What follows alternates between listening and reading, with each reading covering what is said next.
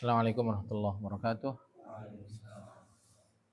Alhamdulillah rabbil alamin wa bihi nasta'in ala umuri dunya waddin. Wassalatu wassalamu ala asyrafil anbiya wal mursalin sayyidina Muhammad wa ala alihi wa sahbihi ajma'in wa ba'd. Rabbi yassir wa la tu'assir, rabbi tamim bi khair.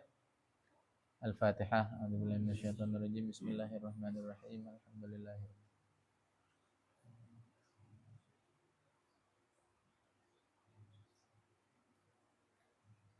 Ini ngaji sore di Istiqomahin pakai itu. Bagus tuh pakai itu tuh. Tadi pagi ya pakai itu enggak? Pakai. Pakai setiap ngaji pakai itu. Itu lebih profesional.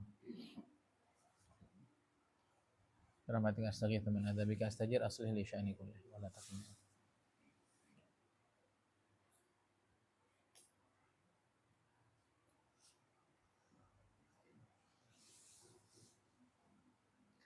Baik. Pada kesempatan sore ini kita ingin mentadaburi ayat tentang atau surat An-Nasr. Kita ambil ayat-ayat pendek dulu deh. Ya. Juz amma kita mulai. Baru nanti ke belakang insyaallah. Dan kalau bicara Quran nggak akan pernah habis inspirasi yang digali. Dan Quran akan digali sesuai dengan khalfiyat, dengan latar belakang masing-masing, keilmuan masing-masing, dan itu menjadi sangat berwarna. Seorang arsitektur akan melihat ilmu arsitektur di dalam, seorang arsitek dia akan melihat ilmu arsitektur di dalam Al-Quran. Seorang ahli astronomi dia akan melihat ilmu astronomi di dalam, seorang ahli biologi dan seterusnya.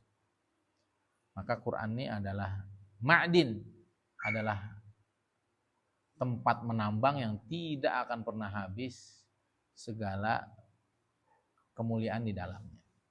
Baik. Bismillahirrahmanirrahim. Idza jaa nasrullahi wal fath.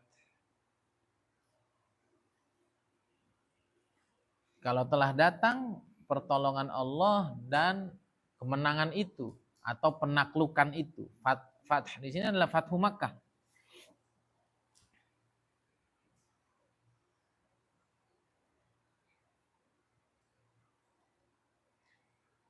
Sayyidina Abu Bakar radhiyallahu ta'ala anhu ketika mendengar ayat ini turun maka beliau nangis. Di saat sahabat-sahabat yang lainnya bergembira. Kenapa? Kesulitannya sudah beres. Pertolongan Allahnya sudah datang. Maka yang dulu memusuhi sudah bisa ditaklukkan.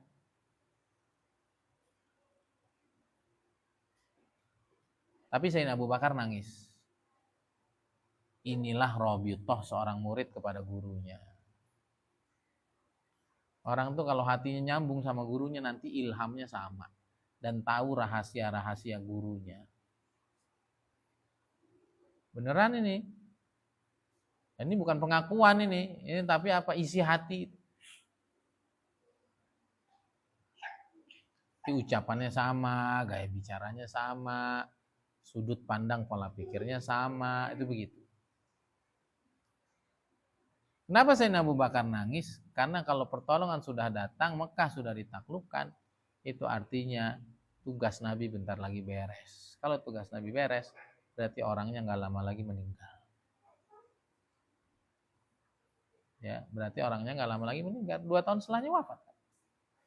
Ini kan Fathu Makkah di 8 Hijriah.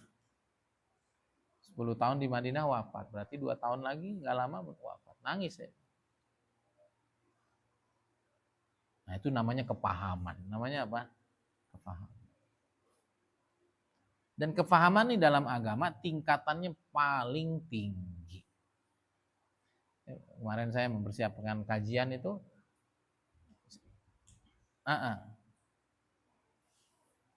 Kalau ada imam faqih, aqra, hafalannya paling banyak, bacanya paling fasih. Yang ketiga aura, mana yang lebih didahulukan? Afqah.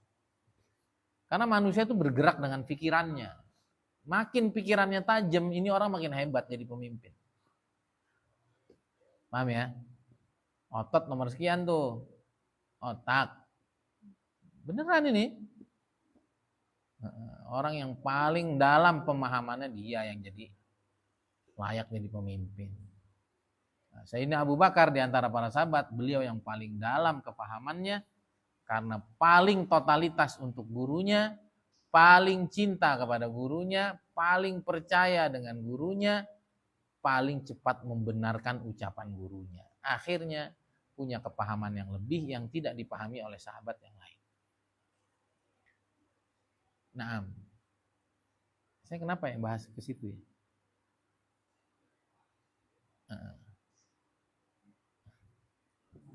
Hah? Bukan. Idza jaa nasrullahi wal fath. Nah, ya itu tadi. Sayyidina Abu Bakar punya kepahaman yang lain.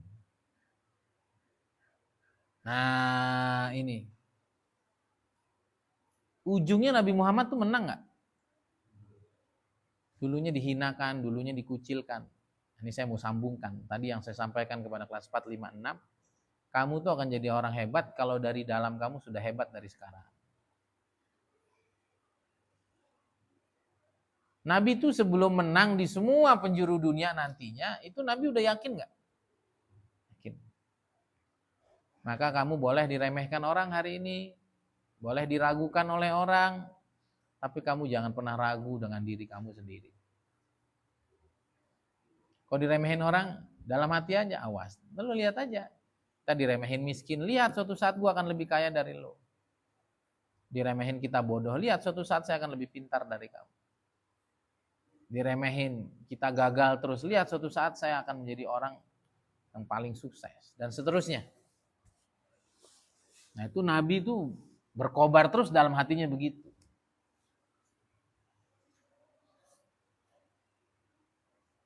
Ya, itu penting itu. Itu namanya mentalitas juara. Itu mentalitas orang hebat. Tidak pernah ingin dikucilkan. Hatinya selalu berkata, enggak, saya pemenangnya. Nah, bagaimana untuk jadi pemenang? Tadi saya bilang jalur sukses yang paling enak itu pertama jalurnya ilmu. Diingat itu. Jalur ilmu. Nabi jalurnya ilmu enggak? Sukses. Dari mana ilmunya? Wahyu. Artinya ilmu terbaik untuk kamu sukses juga ilmu agama. Itu jangan sampai tidak matang. Yang lain perdalam juga. Tapi ilmu Quran, hadis, ilmu agama yang kamu dalami di sini, ini kunci sukses kalau kamu mau seriusin. Yang kedua, bangun relasi yang banyak. Nabi bangun relasi nggak? Semua dibangun tuh. Ya. Tokoh Quraisynya siapa? Abu Sufyan. Termasuk tokoh juga siapa? Sayyidina Abu Bakar As-Siddiq, dari kalangan temen lah. Nanti kalau temen tanya, tinggal tanya Abu Bakar Siddiq. Muhammad katanya ngaku Nabi ya? Iya, kamu nggak tahu kan teman kita dari dulu nggak pernah bohong. Tanya orang-orang hebat, saudagar, tokoh, nanya ke Abu Sufyan. Orang kaya nanya, ada Abdurrahman bin Auf. Orang kaya nanya, ada Sayyidina Utsman bin Affan. Preman nanya, ada Sayyidina Umar. Itu relasi dibangun. Jaringan diperkuat. Yang ketiga, dan ini yang terpenting, kedekatannya sama Allah lah. Ya enggak? Setiap sedih Allah ngomong kok. Setiap bingung Allah hadir kok. Nah, kalau kita di perjuangan kita nggak ada Allahnya, setengah mati.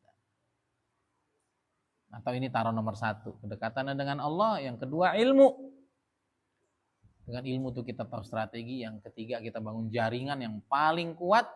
Sehingga saat orang mau mendongkrak kita, lah kekuatannya udah di mana-mana. Bingung dia. Mau masuk di kalangan orang kaya udah dimasukin. Masuk ke kalangan preman udah ditongkrongin. Ayo mau gimana? Nah begitu. Jadi datangnya pertolongan Allah kepada Nabi Muhammad SAW dan kemudian Mekah sudah ditaklukkan, itu sebelumnya sudah ditaklukkan di pikiran Nabi. Nah, law of projection, ilmu proyeksi, bahwa apa yang ditampilkan di laptop itu yang muncul nanti di screen of projector. Kalau di sininya aja nggak ada penaklukan, di sana nggak ada. Nabi SAW udah naklukin Mekah jauh sebelum menaklukkan. Maka bayangkan dulu kamu sudah sukses, baru kamu bisa sukses. Bayangkan dulu kamu sudah kaya, baru kamu bisa kaya. Itu law of projection. Jadi datangnya pertolongan Allah dan Mekah bisa ditaklukkan itu sudah terjadi di pikiran Nabi dulu. Ya. Jangankan Mekah ya Allah, cuman kota secimit begitu. Romawi dan Persia akan ditaklukkan. Itu kan Masya Allah. Berarti kan dua imperium besar. Kalau sekarang itu Cina dan Amerika akan kita jatuhkan. Akan ada di bawah telapak kaki kita. Kata siapa? Lord Rangga. Ya, Sunda Empire.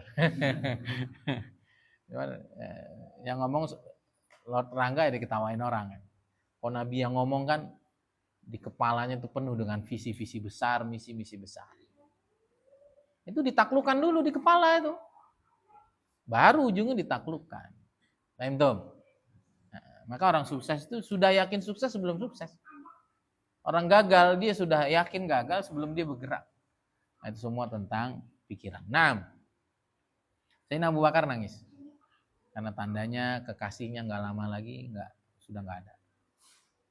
Yang lain mikirnya bukan tentang Nabi, tentang bagaimana kesulitan ini berakhir. Sehingga akhirnya nggak paham. Nah kamu kalau punya cita-cita untuk menggembirakan guru, nanti kamu jadi orang paling dapat bagian banyak. Termasuk saya ini kalau langkah zohir mungkin banyak bertentangan ya dengan guru-guru saya. Tapi dari dulu niat saya pengen ninggiin nama tablik dan nama temborok setinggi-tingginya. Itu doang tuh niat saya. Maka saya sekolah ke sana kemari, saya nggak pengen guru saya dibilang alumni temborok begitu, saya gitu doang. Saya nggak pengen orang tablik dibilang bodoh, itu doang saya.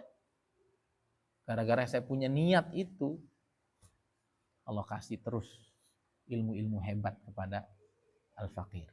Ya, kamu juga begitu tuh. Mungkinlah langkah kita tidak selalu sama, tapi hati itu harus sama dengan tujuan besarnya guru, bagaimana cita-cita guru itu tercapai. Kalau kamu punya itu, nanti kamu dikasih kepahaman yang orang lain nggak paham. Kamu dikasih anugerah yang orang lain nggak dapat. 6. Ciri kemenangan hakiki, penaklukan hakiki, wa ra'aitan nasa yadkhuluna fi dinillahi afwaja. Kamu lihat Muhammad bahwa orang-orang itu berbondong-bondong masuk ke dalam agama Allah. Ya, berbondong-bondong masuk ke dalam agama Allah. Jadi segala kemenangan, segala penaklukan, segala kemudahan yang datang, kok manusianya makin jauh sama Allah, itu namanya kemunduran. Maka nggak usah sering-sering nyebutlah negara maju, enggak itu. Negara apa? Negara mundur enggak juga ya? Apa? Negara maju bangunannya. Negara maju negaranya, orangnya mah mundur semua itu di barat kayak di Jepang. Di Jepang nih udah terancam punah nih. Nggak usah diserang itu. Nanti kita datang ke sana aja, orangnya udah nggak ada. So kamu pilih mana rumahnya. Cina katanya 20-30 tahun ke depan juga begitu. Orang udah nggak pada mau nikah. Kenapa? Karena kalau mereka jadi orang kaya, nanti kekayaannya sebagai warisan jadi diwarisi sama negara. Kata mereka ngapain? Itu peradaban selain Islam tuh begitu. Nah, dan saya kan juga udah ke Eropa. Yang hebat itu negaranya. Dia orangnya memang miskin. Orangnya miskin. Orang dapat duit langsung 50% dipotong sama negara. Pajaknya itu 50%. Untuk biaya pendidikan gratis mereka, biaya sekolah gratis, biaya rumah sakit gratis, jalan yang sangat bagus, dan lain sebagainya. Ciri kemenangan hakiki itu manusianya makin dekat sama Allah.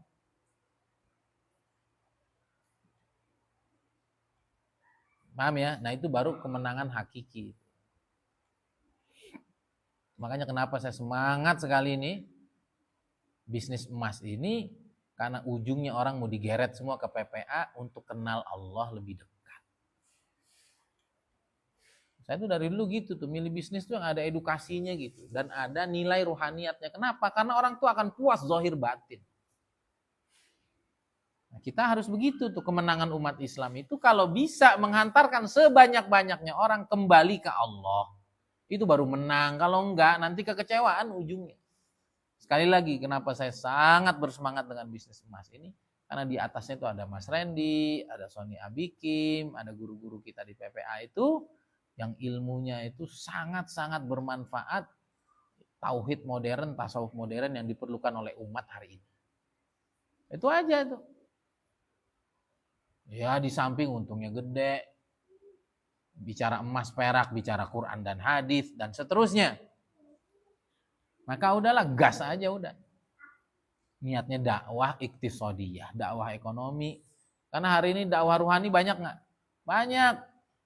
Dakwah sosial banyak. Dakwah duit yang jarang. Giliran orang punya utang nggak bisa ngasih solusi. Giliran orang terjerat riba orang nggak bisa ngasih. Yuk kita main di sini. Dan urusan pusat yang membawa mereka nanti ke spiritual dan sosial. Itu udah dilengkapi semua. Udah kita fokus ini aja. Nah ini kemenangan besar. Ini ketika orang itu makin dekat dengan Tuhannya, kenal Allah Subhanahu. Nah sama kamu juga begitu. Al sukses. Tapi udah gak sholat saat. Itu mah bentar lagi jatuh. Al sukses Ustaz. Tapi mainnya sama pendeta. Selesai itu. Enggak. Barometer sukses itu kalau kita tuh makin cinta sama Allah, makin kenal, makin sayang sama hamba-hambanya, makin dekat dengan para aulianya, makin berpikir untuk menyelesaikan masalah umat, kita berikan solusi terbaik, nah itu sukses. Nah ini diingat, berarti dua aja nih ya. Dua aja yang kita bahas, ini ada dua part aja sebetulnya. Part pertama adalah Allah bicara tentang kemenangan dan penaklukan, yang barometernya adalah bagaimana orang makin dekat dan kenal ke Allah.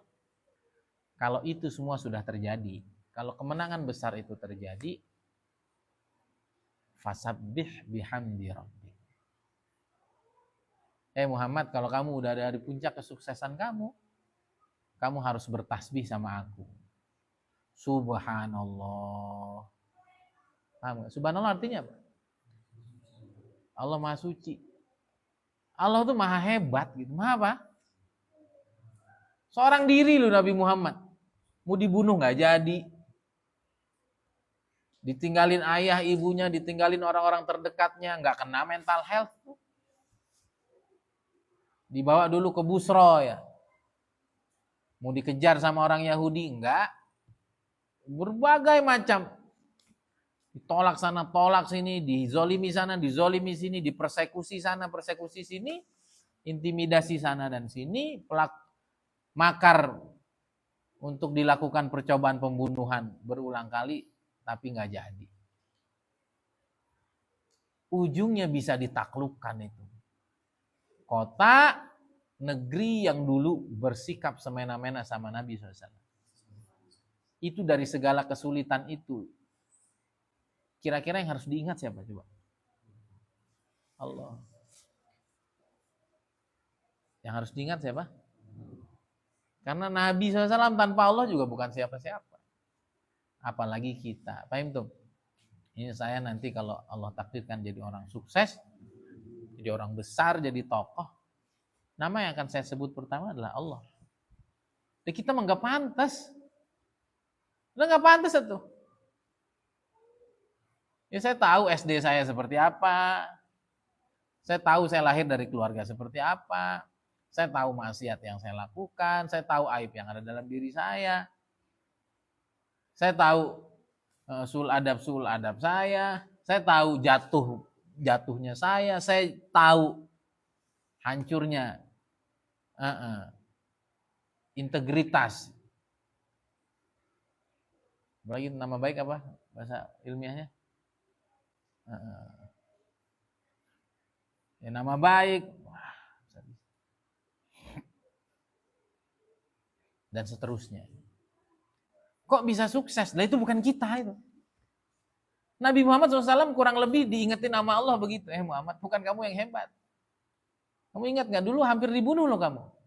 Sayyidina Abu Bakar itu pas Nabi SAW ngumpet di Gua Thur. Gua Thur itu kan ke bawah. Ini gini nih, jalannya gini. Udah begitu doang, tempatnya sempit, kecil. Kata Sayyidina Abu Bakar radhiyallahu ta'ala anhu, ya Rasulullah, ini kalau mereka tokoh-tokoh Quraisy ini yang ngejar kita, mereka lihat ke arah kakinya aja. Tentu kita tertangkap. Apa kata Nabi SAW? Ma zannukum bithnaini Allahu thalithuhuma. Bagaimana anggapanmu? Kalau kita berdua backingnya Allah. Bodyguardnya Allah. La tahzan innallaha ma'ana. Wah udah tenang langsung Sayyidina Abu Bakar. Nah ini kekuatan sesungguhnya kita menang tuh Allah. Maka di puncak Nabi SAW harusnya angkat kepala busung dada, Allah ingetin. Muhammad fasabbih. Itu yang hebat aku. Ya kan? Dari mana tuh Allah jaga Nabi SAW? Cukup pakai apa? Cukup pakai sarang laba-laba. Dan pakai burung merpati. Atau orang Jakarta burung dara. Itu disebut oleh Imam Al-Busiri di dalam apa? Di dalam burdahnya, dhannul hamama wa dhannul ankabu ta'ala khairil bariyati lam tansuj wa lam tahumi wiqayatullahi aghnat an mudha'afatin minad duru wa an alin minal utumi. Kata beliau, mereka yang ngejar Nabi Muhammad SAW itu mengira bahwa burung merpati yang ada di pintu goa. Lah burung kan ada di satu tempat, itu kalau nggak ada orang lewat lama, bener nggak? Nah ada burung di situ, tandanya nggak ada orang masuk. Yang kedua di mulut guanya ada sarang laba-laba. Lah sarang laba-laba itu ada kalau satu tempat lama nggak ditempati. Maka ada salah satu mereka ngomong, jangan-jangan dia di sini. Yang lain ngomong, kurang kerjaan nyari di situ. Di sini ada burung, di sini ada sarang laba-laba. Udah pasti nggak ada orang lewat di sini. Maka kata Imam Busiri, penjagaan Allah itu sudah cukup dari durur, dari baju besi berlapis-lapis dan dari benteng-benteng kokoh yang tinggi-tinggi. Nggak perlu. Maka kalau kita sukses nanti, yang harus disebut pertama, Subhanallah, ya Allah, maha baik Engkau, maha suci Engkau, maha hebat Engkau, maha terpuji Engkau, maha baik Engkau. Habis itu, bihamdi rabbik, alhamdulillah. Subhanallah ngingetin kita betapa maha hebatnya dia ngejagain kita sampai di titik ini, sampai kita jadi orang hebat. Habis itu alhamdulillah. Ya nanti kamu kalau sukses, Allahumma amin, sebut yang pertama subhanallah, alhamdulillah. Subhanallah mengingatkan kejadian-kejadian hebat yang Allah jagain kamu tuh habis-habisan. Habis itu alhamdulillah, bihamdi rabbik. Makasih ya Allah. Nah sekarang tuh doa saya paling manjur udah gitu doang. Saya kalau lagi sujud, ya Allah makasih, kok indah begini hidup. Ya Allah makasih. Udah bisanya gitu doang sekarang. Udah hilang ngeluh tuh, udah hilang. Karena Masya Allah, semua cita-cita mulia saya dikit demi sedikit sudah Allah tampang. Yang bisa cuman, ya Allah makasih. Udah makasih doang udah. Yang ketiga istighfar. Kan aneh nih orang Islam. Kalau Barcelona menang, pemain bola menang, Barat menang. Apa yang dilakuin? Siaran pers. Ya memang kami itu udah begini semua. Ya memang kami itu. Itu mabok, habis itu party. Benar nggak? We are the champion. Wow, semua. Memang kami itu macam. Orang Islam nggak gitu. Dari mulai susah sampai dia bahagia, cuma Tuhannya yang dia ingat. Cuma Tuhannya yang dia ingat. Karena tanpanya kita nggak bisa apa-apa. Dan itu yang saya rasakan. Nggak pantas, saya ini nggak pantas. Kalau Allah sudah ridha, Allah udah sayang, Allah udah pilih, semua orang nolak nggak bisa. Sayyidina Umar juga nggak pantas kan, tapi Allah pilih mau apa? Sayyidina Khalid bin Walid yang bikin kocar-kacir sahabat di Uhud. Gigi Nabi Ada yang pocel, dahinya berdarah, wahsy, dan lain sebagainya. Tapi kalau Allah udah pilih, maka itu tadi, punyailah hati yang ikhlas, hati yang tulus, hati yang selalu ingin dekat sama Allah, hati yang ingin selalu beri manfaat kepada semua, hati yang tawadhu, hati yang tidak sombong, hati yang ingin memberi manfaat kepada sebanyak-banyaknya orang, hati yang betul-betul bening kepada Allah, hati yang betul-betul selamat kepada sesama. Dulu saya ingat sekali pesan Gus Yusuf Trenggalek sebelum saya ke Tarim. Gus, saya mau ke Tarim. Ardul Aulia, buminya para wali. Apa bekal yang paling penting? Hati, Ustaz. Hati. Maksudnya Gus, punyailah dua hati sebelum berangkat ke sana dan selama di sana dan selama antum hidup. Pertama, qalbun sofi, itu hati yang bening tadi yang saya bilang. Hati yang hanya ngarep ridhonya Allah, nggak nyari kepentingan apapun. Itu Allah Maha tahu tuh. Kamu berjuang ini mau nyari duit, kamu berjuang ini mau tenar, kamu berjuang ini mau disebut atau mau apa. Ya kalau kamu pengennya yang penting dekat sama Allah, itu ntar Allah sampein. Walaupun jalan kita tuh sangat-sangat gelap, sangat-sangat sulit. Yang kedua, qalbun salim. Hati yang selamat kepada sesama, jangan punya kebencian, jangan punya dendam, jangan ingin orang lain jatuh, jangan ingin orang lain celaka, walaupun dia sudah menyelakakan kita. Qalbun salim. Artinya, kamu mau masuk ke buminya para wali, saya dibekali sama Gus Yusuf Trenggalek, kamu kalau mau duduk sama para wali, hatinya harus gini. Kalau enggak, nanti kamu nggak dipanggil ke Tarim. Dan saya ngerasa 2021 saya ke Tarim. Kalau saya berangkat sebelum itu ke Tarim, mungkin saya jadi monyet kali. Beneran. Karena sama Allahnya bener, sama sesamanya bikin orang nyaman. Ya. Oke, kembali. Wasabbih bihamdi rabbik wastaghfir. Nah, ini bedanya muslim dengan non-muslim. Non-muslim sebelum berjuang dia sesumbar, kalau menang, wah, makin busung dadanya. Muslim enggak, sebelum berangkat dia sudah minta tolong ke Allah, kalau dia sukses dia kembali ke Allah. Inna lillah wa inna ilaihi rajiun, semua kembalinya ke Allah. Habis itu suruh istighfar. Apa? Karena dengan segala kekurangan kita dikasih terus kemudahan. Tengah maksiat datang bisnis emas. Tengah udah ragu sama Allah, ya Allah mana sih janjinya? Dikasih bisnis emas, harusnya kan jangan dikasih. Kan ente ragu. Sok aja cari Tuhan selain saya, kan harusnya begitu tuh. Sok aja cari solusi sendiri. Enggak, coba kamu perhatikan. Seluruh kebaikan-kebaikan Allah datang, itu kadang-kadang kita tuh lagi ngaco. Maka kalau Allah mudahin urusan kita, suruh istighfar.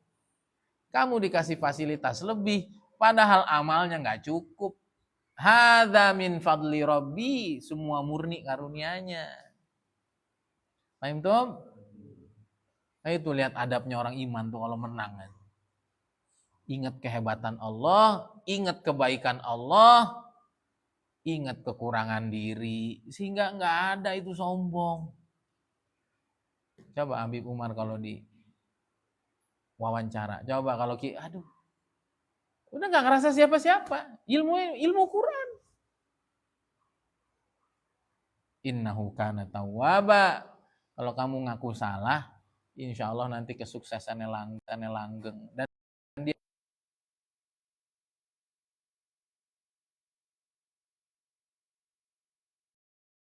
ini yang diagungin diri sendiri, ngedoain orang jatuh, yang disebut karyanya, yang disebut kehebatannya, lupa maksiatnya, naik blek. Nah, maka ini dua bagian saja. Berapa ayat ini? 3 ayat ini. 3 ayat, 3 apa 4? Nah, itu aja Rasulullah al-Fat, orang itanna 3 ayat. Ayat paling pendek di Quran itu 3. 3 apa sih? Di sini 3 ini. Ya Nusullah al-fatur aitan nas yadkhuluna fi dinillah afwaja 3. Hamdi rabbika wastaghfirhu innahu kana tawwaba.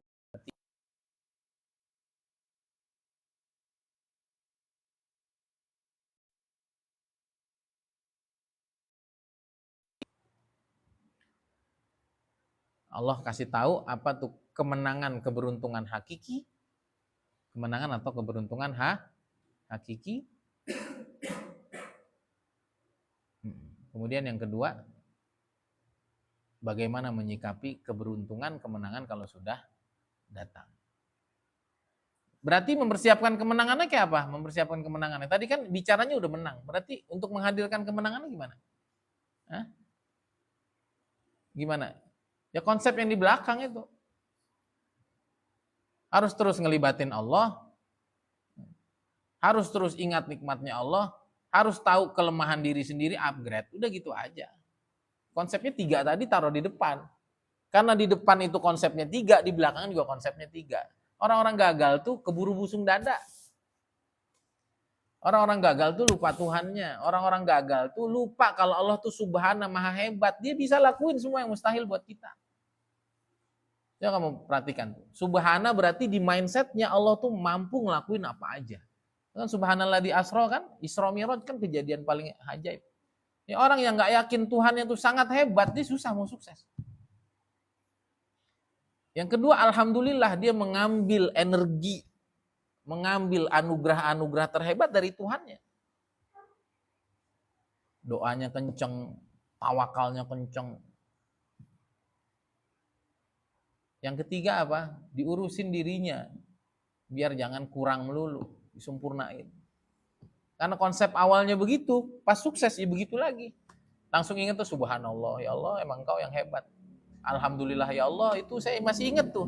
Diketemuin orang ini, diketemuin kesempatan ini, dipilihin lokasi pondoknya di sini, dekat pondok ada orang hebat, di sini nanti kamu lihat. Dan ujungnya kita diingetin lagi, ya Allah sebenarnya nggak pantas, ujungnya istighfar. Nah begitulah proses orang mau sukses. Harus yakin dalam mindsetnya bahwa Allah itu mampu untuk melakukan apapun untuk orang dipilihnya. Satu. Kalau sudah yakin, datang nggak pujian buat Allah? Datang tuh, artinya akan datang tuh anugerah-anugerah hebat. Kalau sudah gitu, sombong apa malu? Malu, karena itu tadi, kondisi nggak pantas malah dikasih nikmat-nikmat hebat, ujungnya mau istighfar. Selama kita istighfar Allah pasti terima, dan selama sudah diterima taubat kita, istighfar kita, insya Allah kejayaan kita akan langgang. Hadza wabillahi taufik, semoga manfaat. Tadabbur ayat surat An-Nasr. Subhanakallahumma wa bihamdika asyhadu an la ilaha illa anta astaghfiruka wa atubu ilaik. Assalamualaikum warahmatullahi wabarakatuh.